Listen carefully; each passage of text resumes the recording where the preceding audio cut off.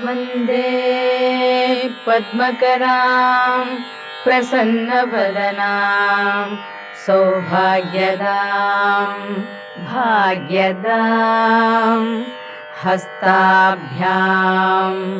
अभयप्रदां मणिगणैर्नानाविधैर्भूषितां भक्ताभीष्टफलप्रदां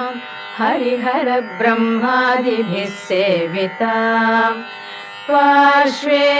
पङ्कजशङ्खपद्मनिधिभिः युक्तां सदा